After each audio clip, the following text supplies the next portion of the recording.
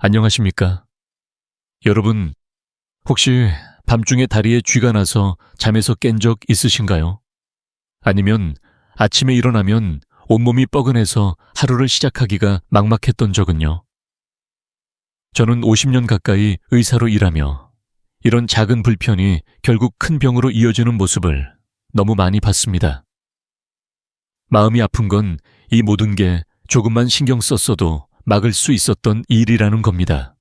제 이름은 이승호, 85세의 나이에 여전히 여러분의 건강한 노후를 위해 이 자리에 있습니다. 저는 지난 50년간 3만 명이 넘는 어르신들을 진료하며 그분들의 삶이 어떻게 바뀌는지, 어떤 습관이 건강을 망치고 또 어떤 변화가 생명을 살리는지를 지켜봤습니다.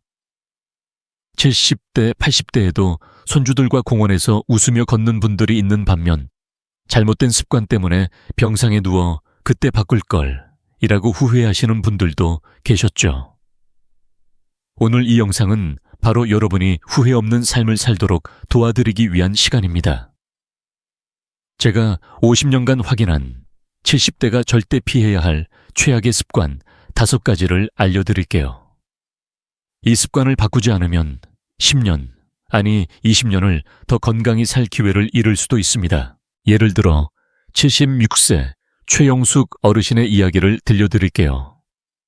최 어르신은 매일 저녁 소파에 앉아서 TV를 6시간씩 보셨습니다. 이 나이에 뭐 그냥 편히 지내야지 하셨죠. 그러다 어느 날 화장실 가다 넘어지셔서 고관절이 부러졌습니다.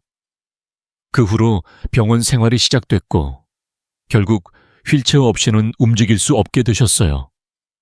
선생님, 조금만 걸었어도 달랐을까요?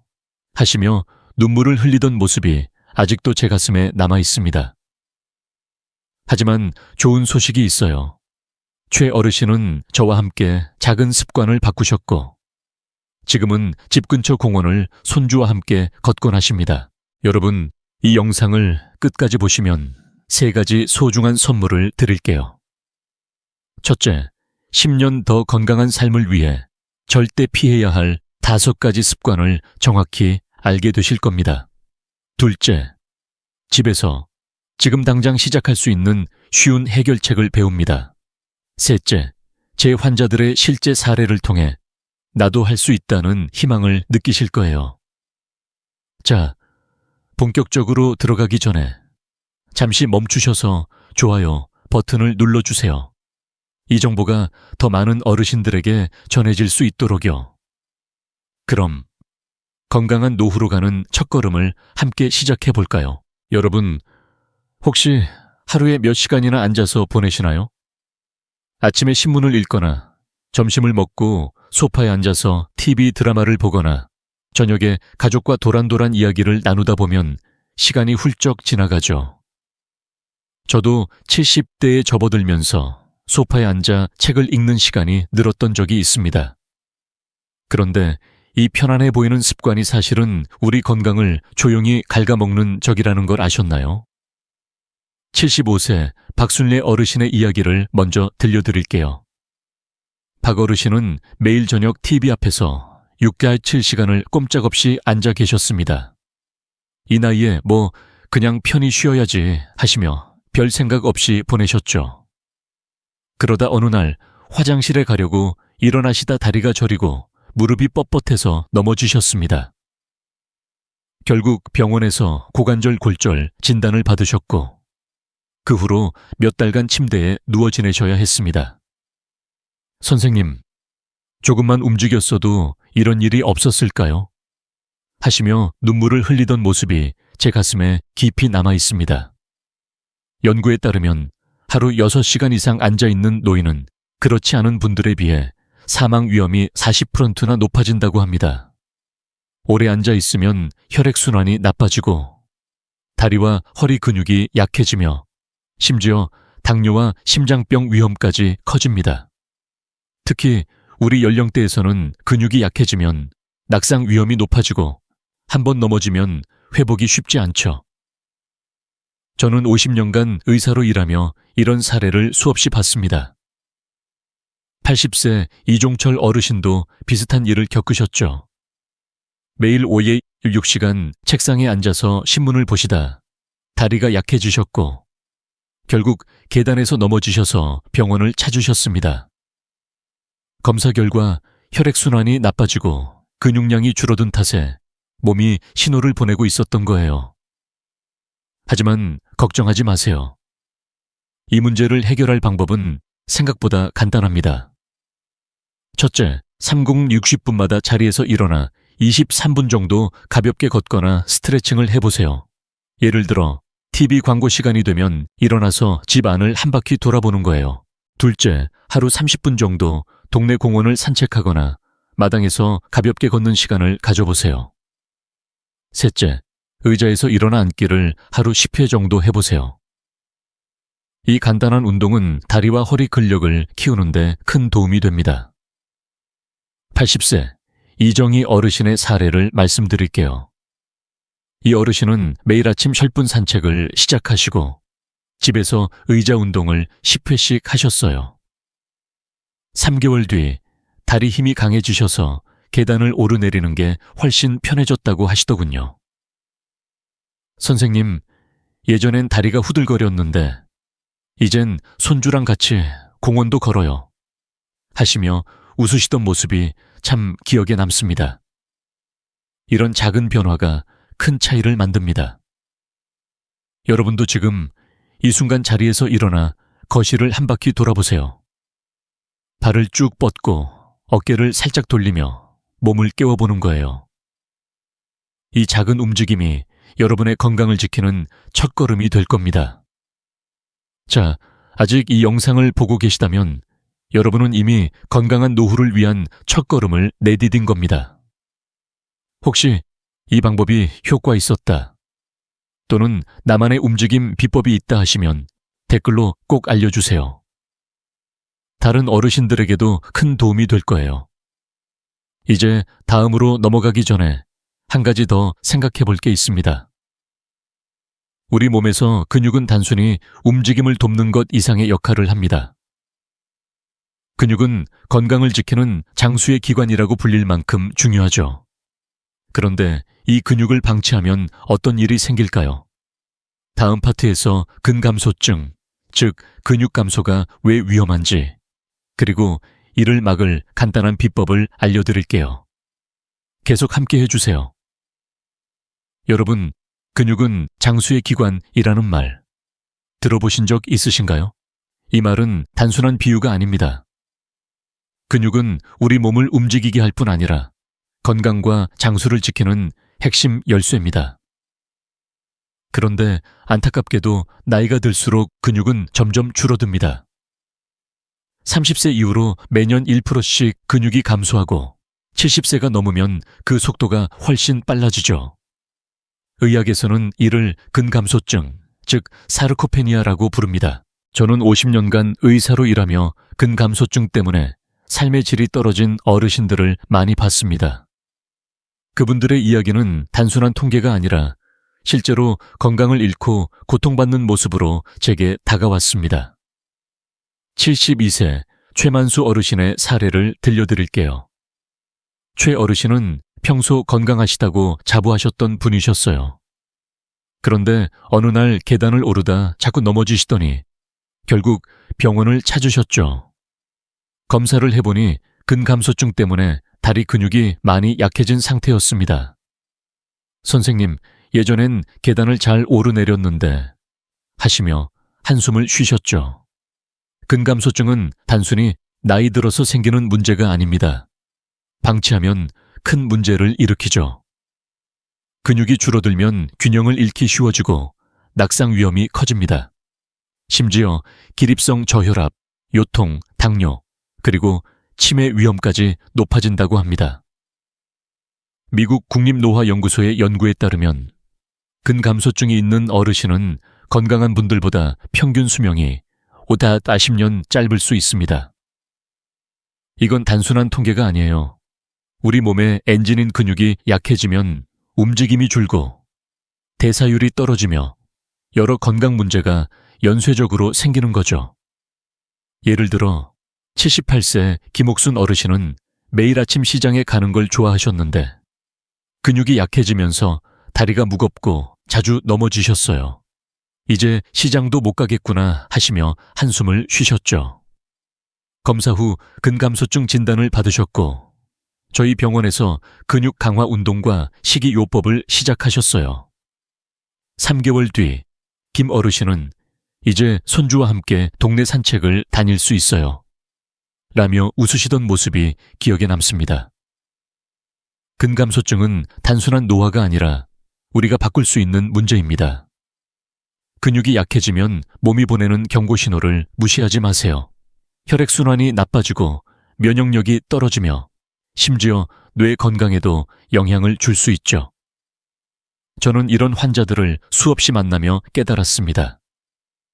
근육은 단순히 힘을 주는 게 아니라 우리의 독립적인 삶을 지켜주는 보물입니다. 80세 박영자 어르신은 근감소증 때문에 집에서도 자주 넘어지셨죠.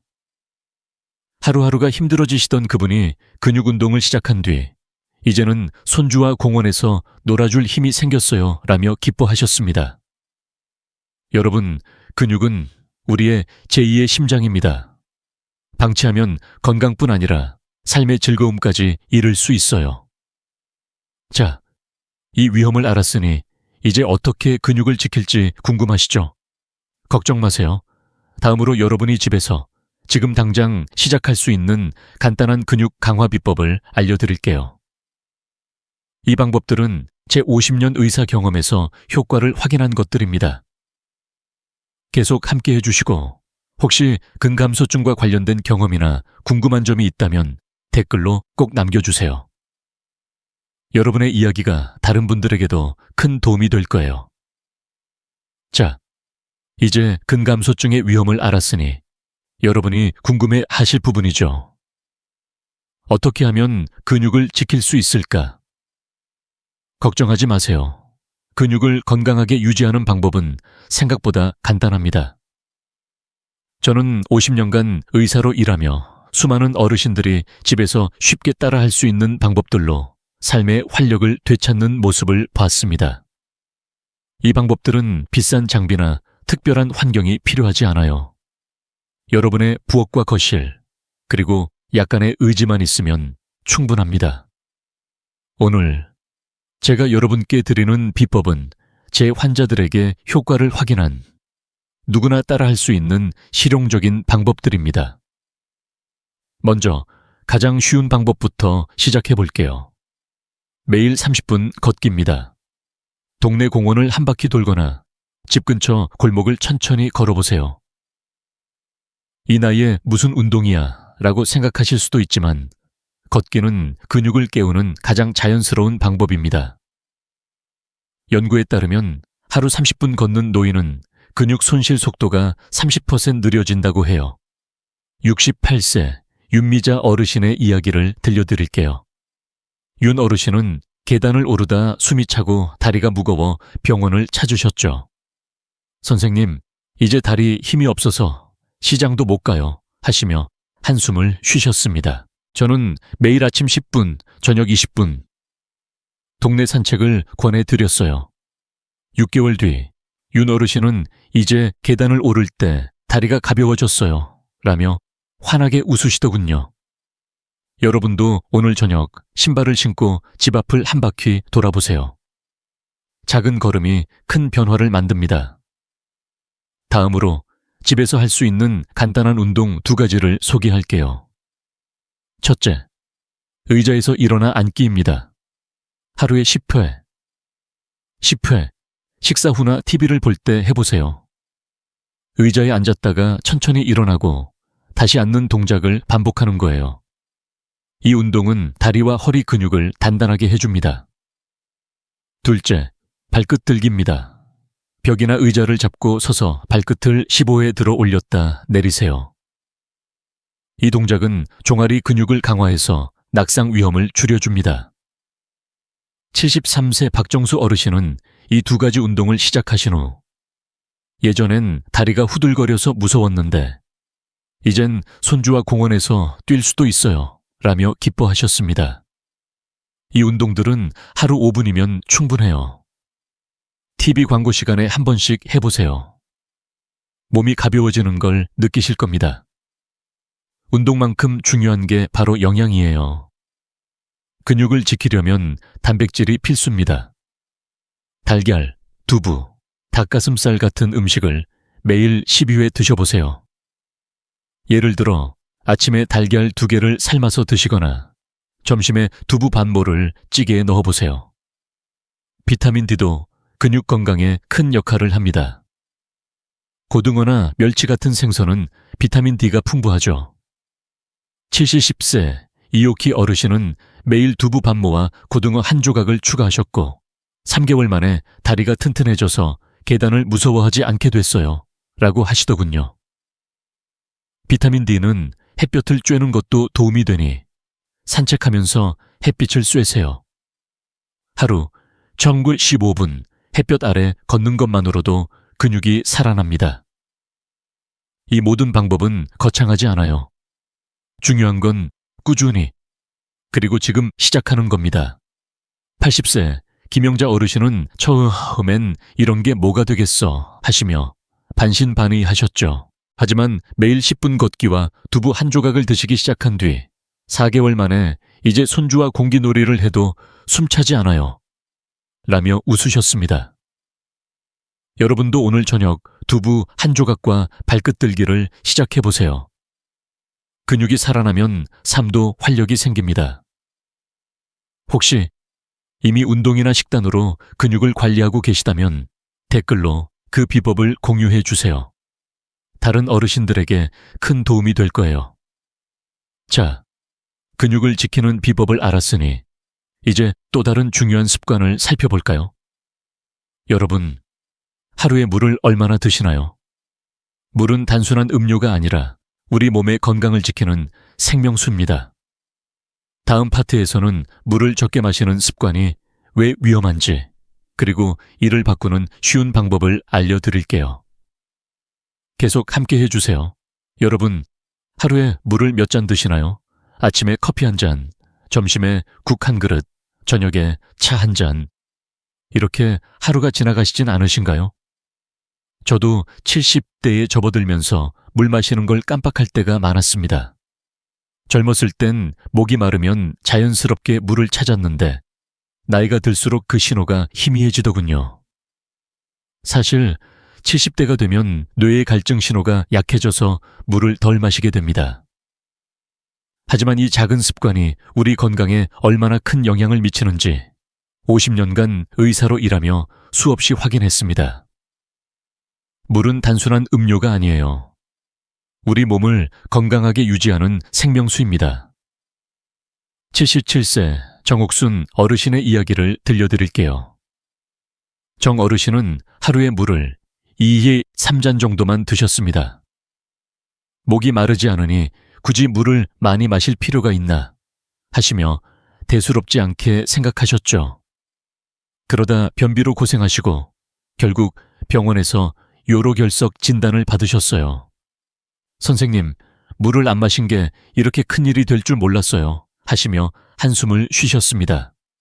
물 부족은 변비나 요로결석뿐 아니라 피부 건조, 주름, 심지어 심장 피로와 신장 손상까지 유발합니다. 연구에 따르면 적절한 수분 섭취는 요로결석 위험을 30% 줄이고 알츠하이머 위험도 낮춘다고 해요. 특히 우리 연령대에서는 수분 부족이 뇌 건강에까지 영향을 줄 수 있으니 절대 가볍게 볼 문제가 아니죠. 또 다른 사례를 말씀드릴게요. 74세 박영희 어르신은 피부가 푸석푸석하고 주름이 깊어지는 걸 느끼셨습니다. 거울을 볼 때마다 한숨만 나와요 하시며 병원을 찾으셨죠. 검사를 해보니 수분 섭취가 턱없이 부족했던 겁니다. 물을 적게 마시니 혈액이 끈적해지고 심장에 부담이 가면서 피부까지 메마른 거예요. 저는 정 어르신과 박 어르신께 물 마시는 습관을 바꾸라고 권했고 2개월 뒤 두 분 다 몸이 가볍고 피부도 촉촉해졌다며 웃으시더군요. 이처럼 물은 우리 몸의 구석구석을 건강하게 만드는데 필수적입니다. 여기서 간단한 팁 하나 드릴게요. 소변 색깔을 확인해 보세요. 연한 노란색이라면 수분 상태가 적절한 거예요. 하지만 진한 노란색이나 갈색에 가깝다면 물이 부족하다는 신호입니다. 80세 이정자 어르신은 이 팁을 듣고 화장실 갈 때마다 소변 색깔을 체크하셨죠. 이제 물병을 옆에 두고 틈틈이 마셔요. 몸이 달라졌어요 하시며 기뻐하셨습니다. 여러분도 오늘 하루 소변 색깔을 한번 확인해 보세요. 몸이 보내는 신호를 놓치지 마세요. 물 부족이 왜 이렇게 위험한지 아셨으니 이제 어떻게 하면 쉽게 물 마시는 습관을 들일 수 있을지 궁금하시죠? 걱정 마세요. 다음 파트에서는 집에서 지금 당장 시작할 수 있는 간단한 수분 섭취 비법을 알려드릴게요. 이 방법들은 제 환자들에게 효과를 확인한 정말 쉬운 방법들입니다. 혹시 물 마시는데 어려움이 있거나 나만의 팁이 있다면 댓글로 꼭 공유해 주세요. 다른 어르신들에게도 큰 도움이 될 거예요. 자, 계속 함께 해주세요. 자, 이제 물 부족이 왜 위험한지 아셨으니 어떻게 하면 물 마시는 습관을 쉽게 들일 수 있을지 궁금하시죠? 걱정 마세요. 물 마시기는 생각보다 간단하고 누구나 할 수 있는 건강 습관입니다. 저는 50년간 의사로 일하며 수많은 어르신들이 이 작은 변화를 통해 삶의 질을 높이는 모습을 봤습니다. 비싼 약이나 복잡한 방법이 필요 없어요. 여러분의 부엌과 거실에서 지금 당장 시작할 수 있는 쉬운 비법을 알려드릴게요. 이 방법들은 제 환자들에게 효과를 입증한 실용적이고 따뜻한 해결책입니다. 우선 하루 목표를 정해보세요. 70대 이상 어르신께는 하루 68컵, 약 1.5리터의 물을 마시는 걸 권장합니다. 1.5리터라니 너무 많지 않나? 하실 수도 있지만 작은 컵으로 나눠 마시면 부담이 훨씬 적어요. 예를 들어 200ml 정도 되는 작은 찻잔으로 하루 78번 마시는 거예요. 그리고 한 가지 팁, 따뜻한 물을 드셔보세요. 차가운 물은 위장에 부담을 줄 수 있지만 따뜻한 물은 소화를 돕고 몸을 부드럽게 해줍니다. 73세 김철수 어르신의 이야기를 들려드릴게요. 김 어르신은 변비로 오랫동안 고생하셨죠. 하루에 물을 2, 3잔만 마시다 보니 배가 더부룩하고 피부도 푸석푸석했어요. 선생님, 물 마시는 게 이렇게 힘들 줄 몰랐어요. 하시며 한숨을 쉬셨습니다. 저는 식사 전후 작은 물컵을 두고 마시라고 권했어요. 2개월 뒤 김 어르신은 변비가 사라지고 피부도 촉촉해졌어요. 몸이 가벼워졌어요. 라며 웃으시더군요. 여러분도 오늘 저녁 작은 찻잔에 따뜻한 물을 따라 놓고 시작해보세요. 그리고 중요한 건 물병을 눈에 보이는 곳에 두는 겁니다. 부엌 식탁이나 거실 탁자, TV 옆에 투명한 물병을 놓아보세요. 눈에 보이면 자연스럽게 손이 가게 마련이죠. 저는 환자들에게 물병을 친구처럼 생각하세요 라고 말해드립니다. 식사 전에 한 잔, 드라마 볼 때 한 잔, 전화 통화 후 한 잔. 이렇게 나눠 마시면 어느새 목표량을 채우실 거예요. 76세 이영자 어르신은 이 방법을 듣고 물병을 항상 소파 옆에 두셨어요. 예전엔 물 마시는 걸 깜빡했는데 이제 물병 보니까 저절로 마시게 되네요 라며 기뻐하셨죠. 실제로 이 어르신은 3개월 만에 요로결석 위험이 줄고 피부가 한결 부드러워졌다고 하셨어요. 한 가지 주의할 점이 있어요. 커피나 차는 이뇨작용이 있어서 물 섭취량에 포함시키기 어렵습니다. 특히 카페인이 든 음료는 몸속 수분을 배출시키니 가능하면 제한해 주세요. 대신 물에 레몬 조각이나 오이 한 조각을 넣어 마시면 맛도 좋고 마시는 재미도 생깁니다. 70세 박순례 어르신은 레몬물은 맛있어서 자꾸 마시게 된다며 매일 아침 레몬 한 조각을 물에 넣어 드시기 시작하셨죠. 그 결과 변비가 줄고 피부도 맑아졌다고 하셨어요. 연구에 따르면 꾸준한 수분 섭취는 심장 부담을 줄이고 신장 건강을 지키며 심지어 뇌 기능에도 도움을 준다고 합니다. 이 방법들은 정말 간단하죠. 중요한 건 이 작은 습관을 꾸준히 실천하는 겁니다. 80세 초옥순 어르신은 처음엔 이 나이에 물 마시는 게 뭐가 중요하겠어 하시며 반신반의하셨습니다. 하지만 물병을 식탁에 두고 식사 전 한 잔씩 마시기 시작한 뒤 몸이 가볍고 화장실 가는 게 편해졌어요 라며 웃으시더군요. 여러분도 지금 물 한 잔을 따라 놓고 시작해보세요. 건강의 기본은 이렇게 쉬운 데서 시작됩니다. 혹시 물 마시는 나만의 비법이나 궁금한 점이 있다면 댓글로 꼭 공유해 주세요. 다른 어르신들에게도 큰 도움이 될 거예요. 자, 물 마시는 습관을 알았으니 이제 또 다른 중요한 주제를 이야기해 볼까요? 여러분, 요즘 가족이나 친구와 얼마나 자주 이야기를 나누시나요? 사람들과의 교류가 줄어들면 우리 몸과 마음은 생각보다 큰 타격을 받습니다. 다음 파트에서는 사회적 고립이 왜 건강에 해로운지, 그리고 이를 극복하는 쉬운 방법을 알려드릴게요. 계속 함께 해주세요. 여러분, 요즘 가족이나 친구와 얼마나 자주 이야기를 나누시나요? 집에만 있으면 마음이 편하고 복잡한 세상 밖으로 나오지 않아도 된다고 느끼실 때가 있죠. 저도 70대에 접어들면서 조용히 집에서 시간을 보내는 날들이 많아졌습니다. 하지만 50년간 의사로 일하며 깨달은 게 있어요. 외로움은 단순히 마음의 문제가 아니라 우리 몸과 건강을 갉아먹는 무서운 적이라는 겁니다. 연구에 따르면 사회적 고립은 흡연만큼이나 건강에 해롭다고 해요.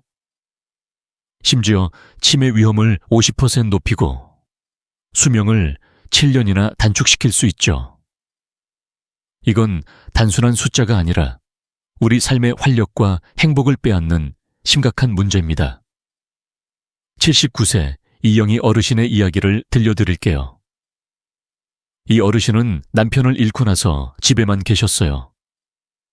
이제 나갈 데도 없고 혼자 있는 게 편해 하시며 TV와 함께 하루를 보내셨죠. 그러다 점점 말수가 줄고 밥맛도 없어지더니 결국 병원을 찾으셨습니다. 진단은 우울증과 식욕 저하였어요. 선생님, 요즘은 아무것도 하고 싶지 않아요 하시며 눈물을 흘리던 모습이 아직도 생생합니다. 사회적 고립은 이렇게 마음을 무겁게 만들고 식욕 저하로 이어져 영양 부족을 초래합니다. 더 심각한 건 면역력이 떨어지고 치매 위험이 커진다는 거예요. 저는 이영희 어르신을 보며 외로움이 단순한 감정이 아니라 몸 전체를 약화시키는 요인임을 다시금 깨달았습니다. 또 다른 사례를 말씀드릴게요. 75세 최순자 어르신은 동네 친구들과의 모임을 끊고 집에만 계시다 몸이 무겁고 잠을 설치는 날이 많아지셨죠. 혼자 있으니 생각이 많아져서 밤에 잠도 못 자요 하시며 병원을 찾으셨습니다. 검사 결과 영양 상태가 나빠지고 면역력이 떨어진 상태였어요. 외로움은 단순히 기분이 가라앉는 것 이상으로 우리 몸의 균형을 무너뜨립니다. 연구에 따르면 사회적 교류가 적은 어르신은 심장병 위험이 29% 높아지고 뇌 건강에도 영향을 받아 기억력이 떨어질 수 있다고 해요. 일본의 이키가이 철학을 보세요. 일본 어르신들은 지역 모임이나 동호회에 참여하며 서로 웃고 이야기를 나누죠. 이런 교류가 건강과 행복을 유지하는 비결입니다. 우리나라에서도 경로당이나 동네 모임에서 이런 모습을 많이 볼 수 있죠. 외로움이 왜 이렇게 위험한지 한 가지 더 생각해 볼게요. 사람과 사람 사이의 연결은 단순히 즐거움을 주는 게 아니에요. 누군가와 이야기를 나누고 웃음을 나누는 순간 우리 뇌는 행복 호르몬을 만들어냅니다. 이 호르몬은 스트레스를 줄이고 면역력을 높이며 심지어 뇌 건강까지 지켜줍니다. 80세 김정옥 어르신은 혼자 지내다 우울감에 빠지셨지만 지역 모임에 나가기 시작하면서 이제 하루가 즐거워요 라고 하셨죠. 외로움은 우리 몸의 경고등입니다. 이 신호를 무시하면 마음과 몸이 함께 지쳐갈 수 있어요. 이제 이 문제를 어떻게 해결할 수 있을지 궁금하시죠? 걱정 마세요. 다음 파트에서는 집 밖으로 나가지 않아도 지금 당장 시작할 수 있는 사회적 교류를 늘리는 쉬운 방법을 알려드릴게요. 이 방법들은 제 환자들이 실제로 효과를 본 따뜻하고 실용적인 비법들입니다. 혹시 외로움을 느낀 적이 있거나 사람들과의 교류로 삶이 달라진 경험이 있다면 댓글로 꼭 공유해 주세요. 여러분의 이야기가 다른 어르신들에게 큰 힘이 될 거예요. 자, 계속 함께 해주세요. 자, 이제 사회적 고립이 왜 위험한지 아셨으니 어떻게 하면 사람들과의 연결을 늘릴 수 있을지 궁금하시죠? 걱정 마세요. 여러분이 지금 당장 집에서 혹은 동네에서 시작할 수 있는 쉬운 방법들이 있습니다. 저는 50년간 의사로 일하며 수많은 어르신들이 이런 작은 교류를 통해 마음과 몸의 건강을 되찾는 모습을 보았습니다. 비싼 비용이나 특별한 준비가 필요 없어요. 여러분의 따뜻한 미소와 약간의 용기만 있으면 충분합니다. 오늘 제가 드리는 비법은 제 환자들이 실제로 효과를 본 따뜻하고 실용적인 방법들입니다. 가장 쉬운 첫걸음은 가족이나 친구와 전화 한 통을 하는 겁니다. 하루 10분 손주에게 전화해서 학교 이야기를 듣거나 옛 친구에게 안부를 묻는 거예요. 이 나이에 무슨 전화를 자주 해? 라고 생각하실 수도 있지만 짧은 대화 한 번이 마음을 얼마나 가볍게 만드는지 모릅니다. 70세 박정자 어르신의 이야기를 들려드릴게요. 박 어르신은 남편을 잃고 나서 집에만 계시다 우울증으로 병원을 찾으셨죠. 선생님, 혼자 있으니 하루가 너무 길어요 하시며 한숨을 쉬셨습니다. 저는 매일 저녁 가족이나 친구에게 전화 한 통을 걸어보라고 권했어요. 3개월 뒤 박 어르신은 지역 경로당 노래 동호회에 가입하셔서 친구들과 웃으며 노래를 부르시더군요. 이제 하루가 즐겁고 우울한 날이 없어요 라며 환하게 웃으시던 모습이 기억에 남습니다. 여러분도 오늘 저녁 전화기 옆에 앉아서 사랑하는 누군가에게 안부를 물어보세요.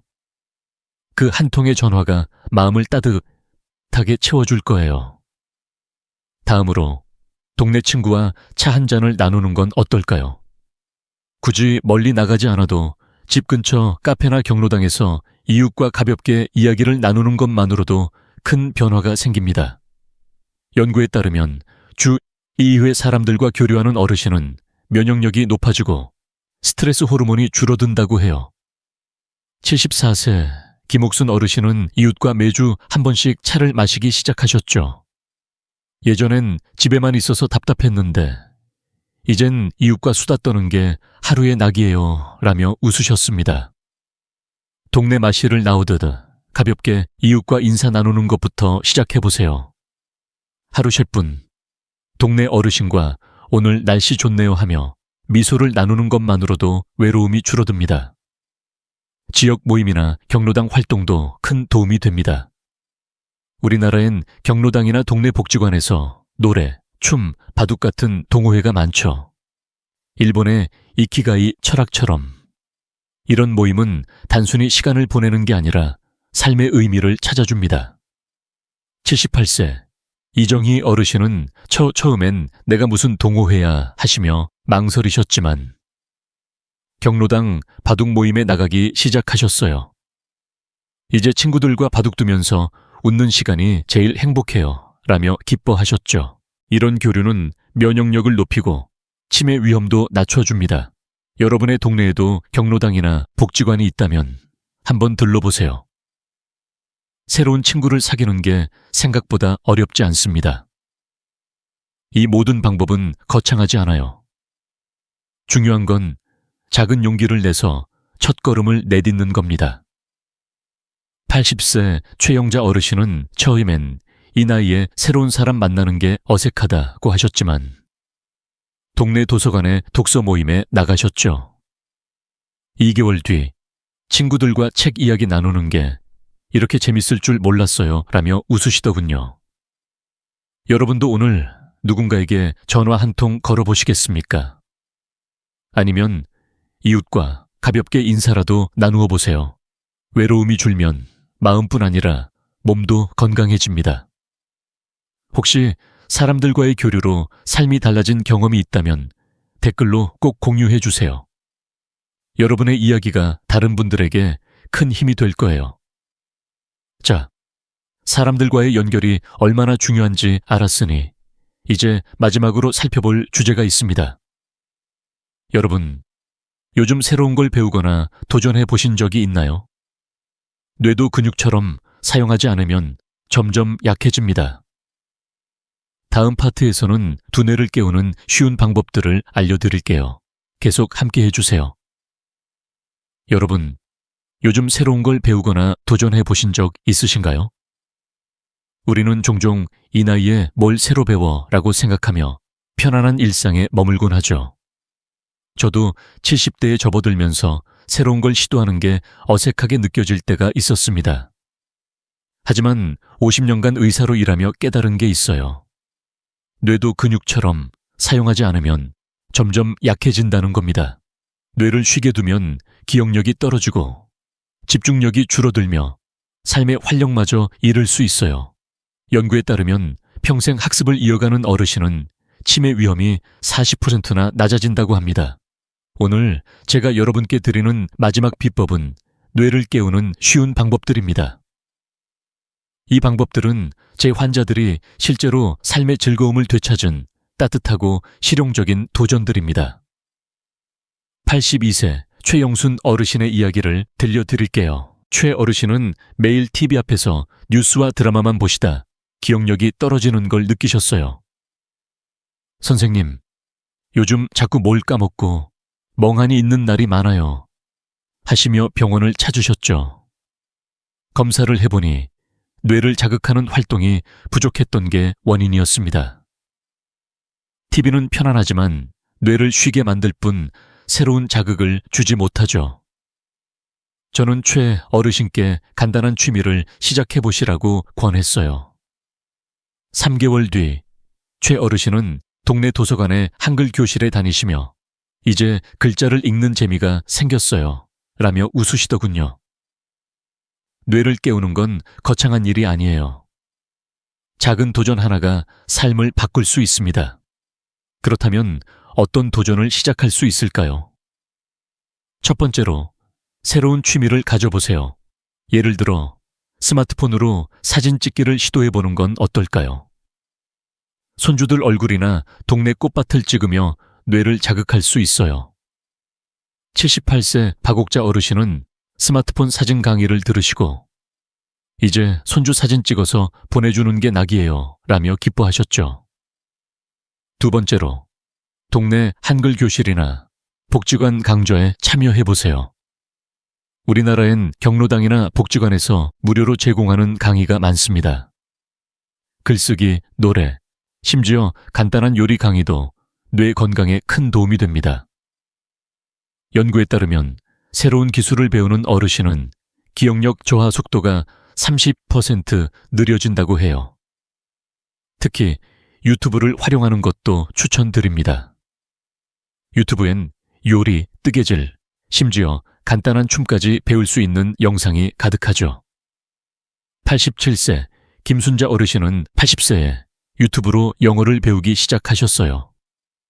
처음엔 이 나이에 영어라니 터무니없다고 하셨지만 매일 10분씩 영상으로 단어를 익히셨죠. 지금은 손주와 간단한 영어로 대화하며 웃으신다고 해요. 선생님, 손주가 저를 선생님이라고 불러요. 하시며 웃으시던 모습이 참 따뜻했어요. 뇌를 깨우는데 나이는 장애물이 아니에요.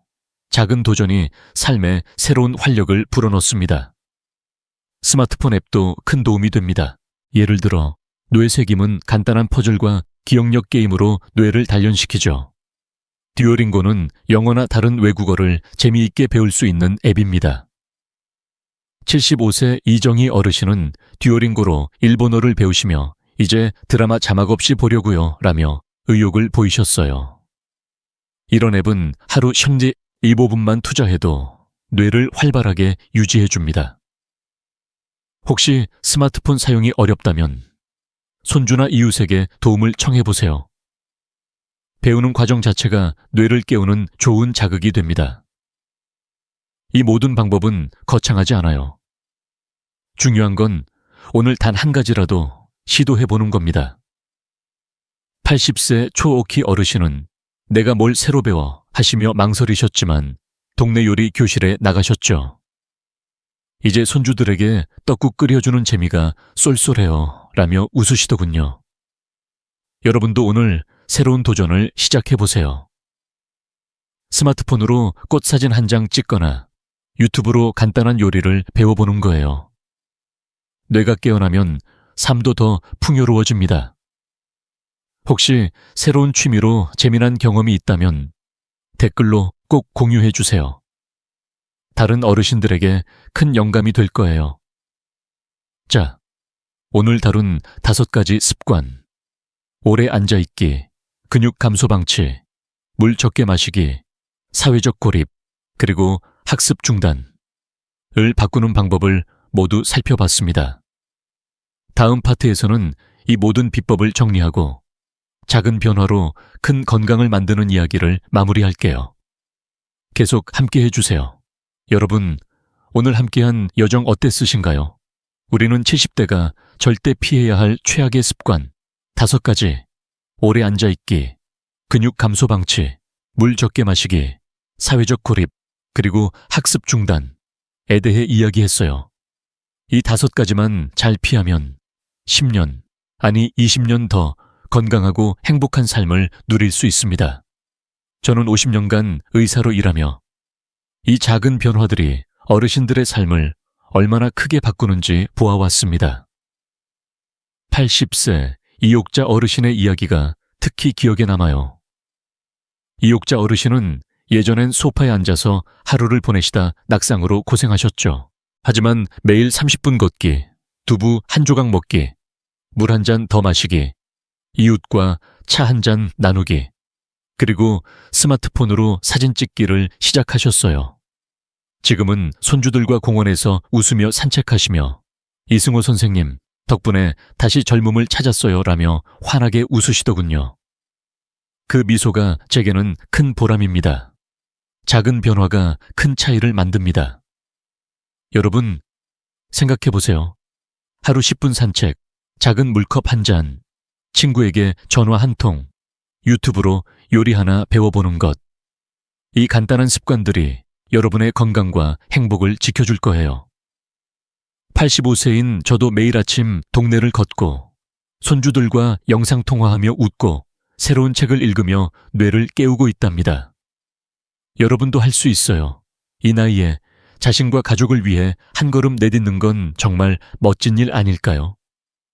자, 여러분, 오늘 이 영상을 보고 어떤 습관을 바꿔보고 싶으신가요? 물 한 잔 더 마시기, 아니면 이웃과 인사 나누기. 댓글로 여러분의 다짐을 알려주세요. 그 작은 다짐이 큰 변화를 시작하는 첫걸음이 될 거예요. 그리고 이 영상이 도움이 되셨다면 좋아요 버튼과 구독 버튼을 꼭 눌러주세요. 여러분의 구독은 저에게 큰 힘이 되고 더 많은 어르신들에게 이 소중한 정보를 전할 수 있게 합니다. 다음 영상에서는 무릎 통증을 줄이는 비법과 치매를 예방하는 쉬운 방법을 준비했으니 알림 설정도 잊지 말아주세요. 여러분의 건강한 노후, 그리고 가족과 함께 웃는 날들이 더 많아지길 진심으로 바랍니다. 오늘 함께해 주셔서 감사합니다.